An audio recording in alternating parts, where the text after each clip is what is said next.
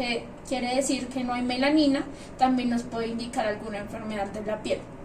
Aparte de la pigmentación de la piel y de la forma de la cara, vamos a empezar a ver la frente. ¿Qué pasa con la frente? Le vamos a pedir al paciente que trate de arrugar la frente lo más que pueda. ¿Qué nos va a decir aquí cuando arruga la frente el paciente? Cuando el paciente tiene la frente arrugada en ambos lados y se ve igual, quiere decir que no tiene ninguna parálisis de ningún nervio. Si el paciente no tuviera la frente arrugada en las mismas partes, en la misma hemicara, del mismo lado igual, nos puede indicar una parálisis. Como ya vemos, el paciente no tiene ninguna parálisis, entonces la descartamos. Igual vamos a ver en la frente si hay lesiones cutáneas. Como ya lo dije, las líneas de expresión o arrugas nos dicen mucho en un paciente. La zona de calvicie sí hay. Vamos a ver prominencias o depresiones. En este paciente no encontramos ninguno de estos síntomas, no tiene ninguna parálisis, las arrugas de él son normales, en las dos hemicaras se ven iguales, son simétricas, no hay signos de calvicie en el paciente, aparte pues de la línea de implantación que es alta, no hay prominencias y no hay depresiones. Después de seguir con la frente, vamos a ir con las cejas del paciente. En las cejas del paciente vamos a ver que las cejas tienen todas sus partes iguales, todas sus partes completas. Vamos a ver que tiene la cabeza, el cuerpo, la zona o la punto de altura, y vamos a ver la cola de la ceja.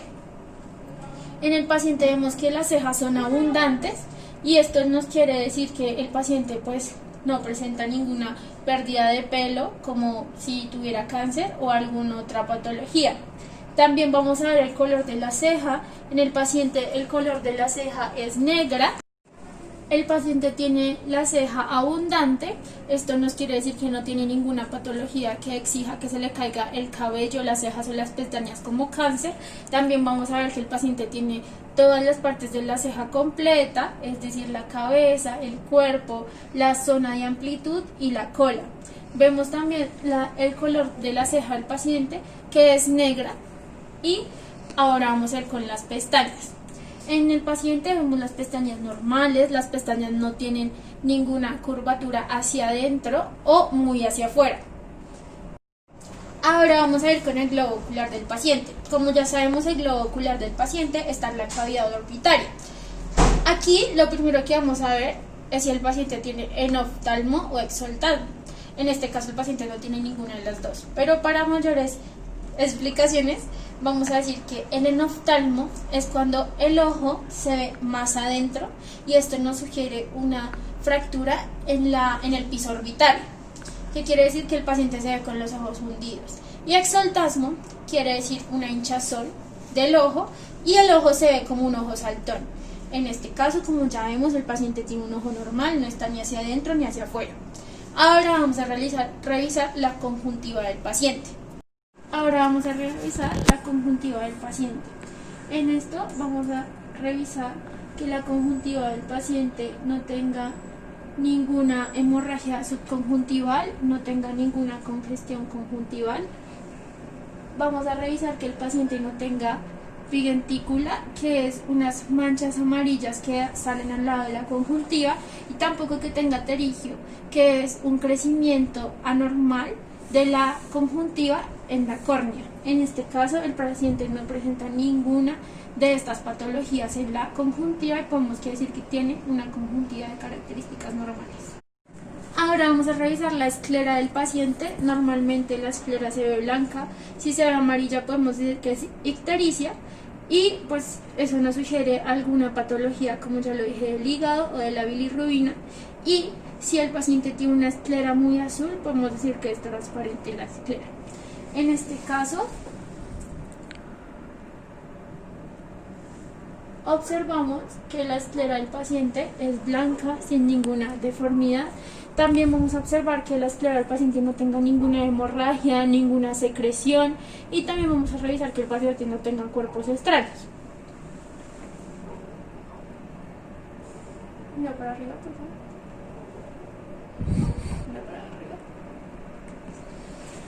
También notamos que el ojo del paciente tiene un color café oscuro y que el paciente tiene un ojo normal.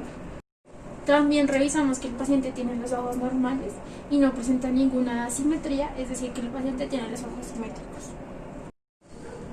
Ahora vamos a revisar los párpados. En los párpados vamos a revisar 5 cosas. Vamos a revisar la amplitud de la hendidura palpebral. Vamos a revisar si el paciente tiene edema de los párpados. Vamos a revisar si el paciente tiene alguna coloración extraña en los párpados, si tiene lesiones o si el paciente está en un estado y dirección de las pestañas. Primero vamos a revisar si el paciente, vamos a descartar que el paciente tenga algo conocido como entropión o ectropión. El entropión va a ser la inversión congénita del borde palpebral hacia adentro y el ectropión el borde palpebral hacia afuera. Entonces vamos a iniciar con la amplitud de la hendidura palpebral. Como vemos, la amplitud de la hendidura palpebral en ambos ojos es normal. El paciente puede abrirlos sin que el ojo se caiga, sin que el párpado se caiga. ¿Puedes abrir los ojos, por favor? También vemos que los párpados del paciente se abren simétricamente, que no tiene ningún párpado más abajo que el otro. Observamos que el paciente no tiene ninguna lesión en los párpados, tiene una coloración normal, igual que en toda la cara. También observamos que el paciente no tiene ningún edema, no tiene ninguna cicatriz, no tiene ninguna hemorragia. Como ya lo dije, vamos a descartar un entropión o un ectropión.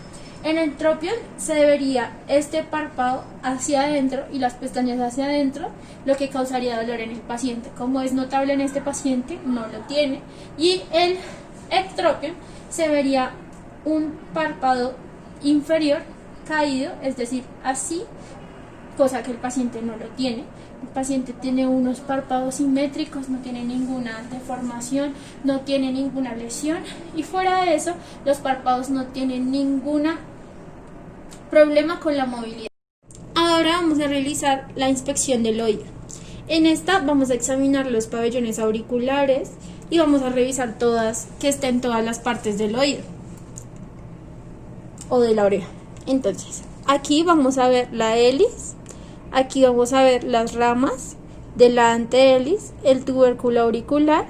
En este caso vamos a ver la escafa, parte que es muy importante ya que ahí es donde los pacientes, casi todos los pacientes jóvenes, se hacen piercings y no saben dónde hacérselos y produce un absceso, el cual le va a dar una infección muy grande en la oreja. También vemos aquí el antehélice, vamos a ver la concha de la oreja que está en esta parte de acá, vamos a ver el lobulillo de la oreja, vamos a ver el trago que es esta parte de aquí, también vamos a ver la escotadura intertrágica que es la de acá, el antitrago que es esta parte de acá y vamos a ver la rama del hélix que es esta parte de aquí de la oreja. Ahora vamos a descartar que el paciente no tenga ninguna otorrea, es decir, ninguna salida de flujo, ni líquido mucoso, ni seroso, ni ninguna clase de líquido. Si lo tuviera, aquí miraríamos qué cantidad tiene, si es escasa o abundante. En este caso, como vemos, el paciente no presenta ninguna salida de líquido, tampoco presenta ninguna otorragia, es decir, hemorragia en el oído. Vemos que el pabellón auricular está normal. También vamos a revisar las zonas anteriores y posteriores de la oreja, revisando que el paciente no tenga cicatrices, intervenciones. ¿Por qué decimos que intervenciones? Casi siempre los pacientes que tienen algún problema de sordera o de audición o hipoacusia, se les introduce el equipo para que oigan mejor en esta parte de acá. En este paciente vemos que no tiene ninguna cicatriz, ninguna lesión, ninguna pigmentación extraña en el oído. Tampoco vemos que la oreja se desvíe o que las orejas sean asimétricas. Ahora vamos a hacer lo mismo con la otra oreja.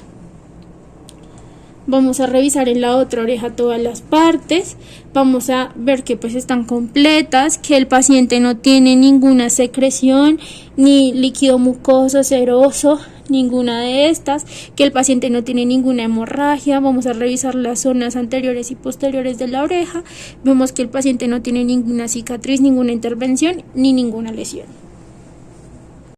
Ahora vamos a hacer el examen de la nariz, en donde vamos a observar la forma el tamaño de la nariz, la posición del tabique, si hay simetría y si hay puntos dolorosos. Vamos a empezar con la forma de la nariz. En este caso vemos que el paciente tiene una nariz normal, tiene una nariz delgada, no es tan chata ni tan tampoco alargada o aguileña como se tiende a decir.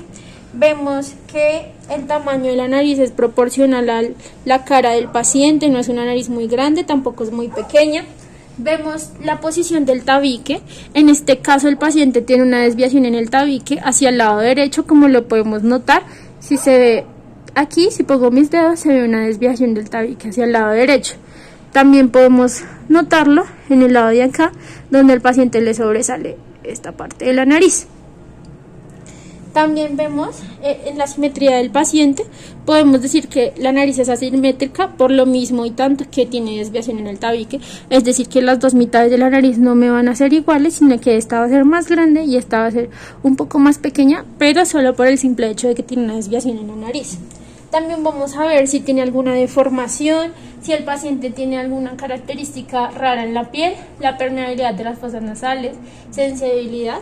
Si el paciente tuviera disnea, me haría aleteo nasal, quiere decir que cuando respire va a hacer esto el paciente, cosa que no hace el paciente. También vamos a ver si el paciente tiene alguna masa, poliposis o algún cuerpo extraño en la nariz. En este caso no se ve nada en el paciente. Le vamos a decir al paciente que si al palparle yo siente algún dolor. ¿Siente algún dolor? No, no siento dolor. No hay ningún punto doloroso en el paciente, en la nariz tampoco. Y esto nos quiere decir que no hay ninguna alteración en la nariz del paciente, que tiene una forma normal, que tiene un tabique desviado hacia la mitad. Como vemos, tampoco en el paciente se presenta epistaxis, rinorrea o alguna obstrucción nasal. Vemos que el paciente no tiene rinorrea, quiere decir que no tiene una hemorragia en la nariz, que no tiene epistaxis ni tiene alguna obstrucción nasal por algún cuerpo extraño. Vamos a realizar en la palpación de los senos maxilares y los frontales. Para la palpación de los senos maxilares, lo que vamos a hacer es que vamos a coger nuestros dos dedos y lo que vamos a hacer es que vamos a decirle al paciente que cierre los ojos y vamos a palparle esta parte de acá, los senos frontales.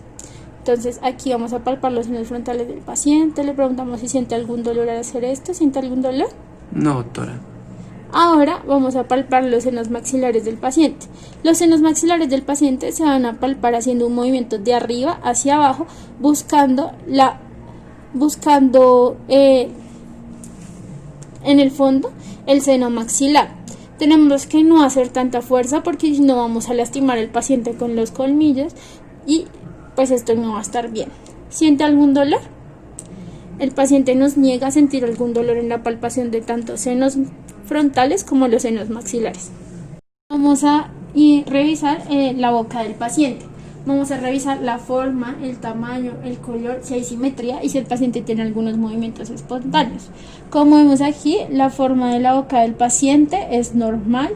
En cuanto al tamaño, es un poco pequeña, pero porque el paciente no tiene unos labios tan gruesos. También vamos a ver que el color es normal, es rojo, rosado. Vamos a ver la simetría, es decir, que este lado y este lado sean iguales. Como vemos, no hay ninguna asimetría. Esto quiere decir que los lados de la boca del paciente son iguales, son simétricos. También vamos a ver si tiene el paciente movimientos espontáneos, hasta donde se ve no. Le vamos a pedir al paciente que trate de hacer como si fuera a dar un beso y que relaje la boca. En este momento vemos que no hay ninguna alteración en el movimiento del paciente ni ninguna alteración en cuanto a una parálisis facial o motora. También vamos a ver ahora los labios del paciente, vamos a ver su aspecto, que el paciente no tenga ninguna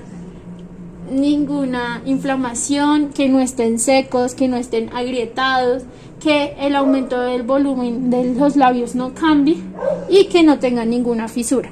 Como vemos en este caso, los labios del paciente no están ni secos, ni agrietados, ni tienen ninguna fisura. Fuera de esto, los labios del paciente tienen una coloración normal. Vamos a pedirle al paciente que mantenga la boca abierta Vamos a revisar en la mucosa vocal la humedad, el color y si hay alguna lesión.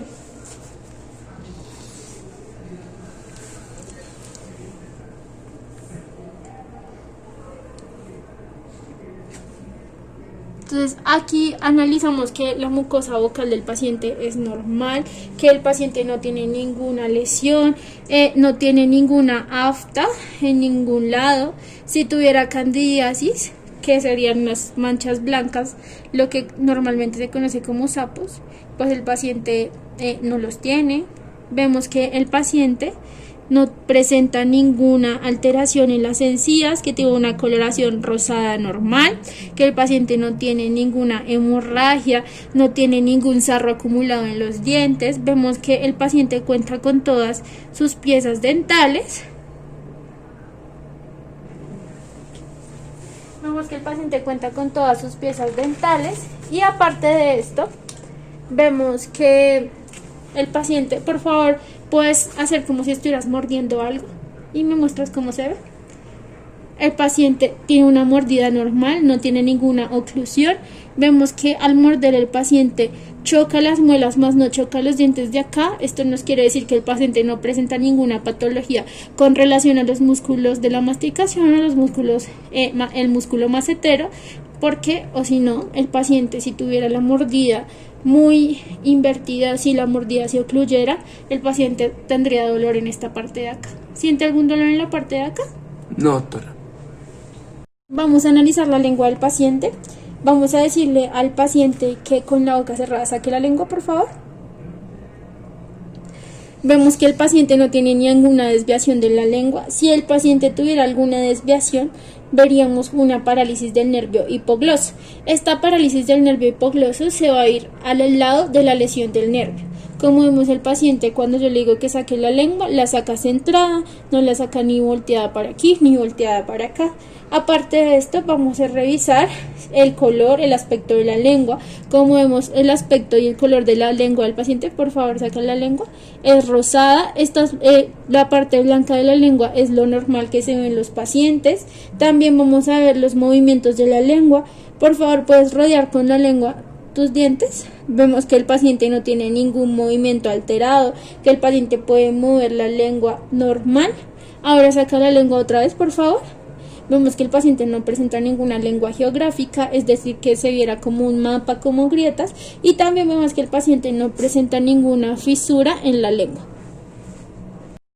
Ahora realizaremos el examen del cuello del paciente, en donde vamos a tener en cuenta como tal el cuello en su conjunto, la glándula tiroides, los ganglios linfáticos, toda la cadena ganglionar, es decir, los ganglios cervicales, los ganglios submandibulares, sublinguales. Vamos a tener en cuenta los ganglios submaxilares, todos los ganglios que pueda presentar el paciente. Vamos a palparlos. Aparte de esto, vamos a tener en cuenta los vasos sanguíneos, la laringe y la tráquea. Lo primero que vamos a ver en la inspección del paciente es que no haya ninguna asimetría, quiere decir que ambos lados del cuello estén normal. Como vemos, no hay ninguna asimetría, ningún lado está diferente que el otro, entonces el cuello es simétrico. Vamos a ver que no tenga ningún cambio en la forma como tal del cuello. Como vemos, el paciente tiene un cuello normal, no está ni muy dentro ni muy largo del cuerpo de él, proporcional al cuerpo de él. Vamos a ver el volumen del cuello. Vamos a pedirle al paciente que haga todos los movimientos que pueda con el cuello, que lo rote, por favor, que lateralice el cuello, es decir, que vaya para un lado, como si estuviera tocando el hombro con la oreja, por favor, y hacia el otro lado. Y vamos a pedirle al paciente que baje la cabeza. Como vemos, el paciente no tiene ninguna alteración en ningún movimiento del cuello. Vemos que el aspecto del cuello es mesomorfo, quiere decir que, como ya lo dije, el cuello es normal, no está ni muy inclinado ni muy tampoco alto. También vamos a ver el estado de la superficie del cuello del paciente. Como vemos, el cuello del paciente es liso, no tiene ninguna lesión, no tiene ninguna alteración, no tiene ninguna cicatriz de ningún procedimiento como una traqueostomía, ninguno de esos. Ahora vamos a revisar la palpación del cuello. En esta vamos a palpar primero las columna vertebral, las vértebras y la apófisis de las vértebras, que son las que se deberían palpar normalmente.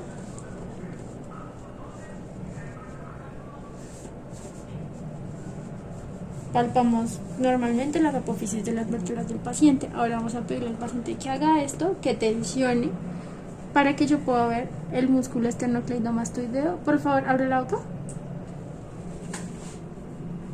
Aquí palpo el músculo esternocleidomastoideo y los músculos cervicales.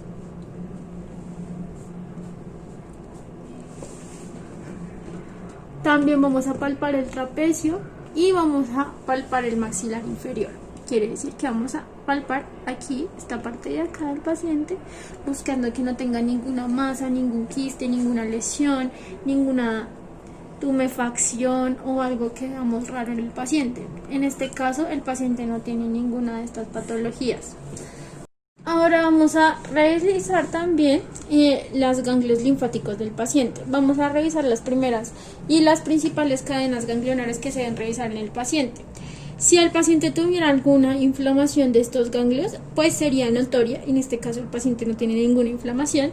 Los principales ganglios que vamos a ver y las cadenas ganglionares son la preauricular, la retroauricular, vamos a ver la parotidia, vamos a ver aquí la submaxilar, la mentoniana y la carotidia. En este lado de acá vamos a ver la carotidia. Vamos a palpar en el paciente que no presente en los ambos lados, que no presente ninguna de estas cadenas ganglionares inflamadas.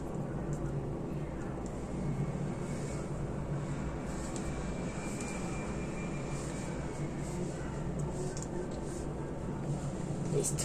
Ahora vamos a proseguir con la palpación de la glándula tiroides en el paciente. Vamos a pedir al paciente que se enderece un poco y vamos a pedirle al paciente primero, vamos a revisar que la glándula tiroides no se encuentre inflamada. Le vamos a pedir al paciente que trague, por favor, y revisamos que la glándula tiroides se mueve, porque es una de las glándulas que se mueven al tragar. Vamos a, con nuestros dedos corazón, lo que vamos a hacer es que vamos a ponerlos en la horquilla external del paciente. Cuando ya estemos en la horquilla external de nuestro paciente, lo que vamos a hacer es que nos vamos a subir un poquito y vamos a empezar a palpar los lobulillos de la tiroides. Le pedimos al paciente que trague otra vez, por favor. Y nos damos cuenta de lo que estamos palpando es la tiroides. Vamos de arriba hacia abajo, mirando que no se mueva, que esté ahí, que los lóbulos de la tiroides estén normales, que no estén inflamados, que no haya ningún proceso ganglionar. Listo. Ahora vamos a proseguir con el pulso carotidio, que es el que se encuentra pues en el cuello, el principal. Le vamos a decir al paciente que mire hacia este lado y vamos a tomar su pulso carotidio.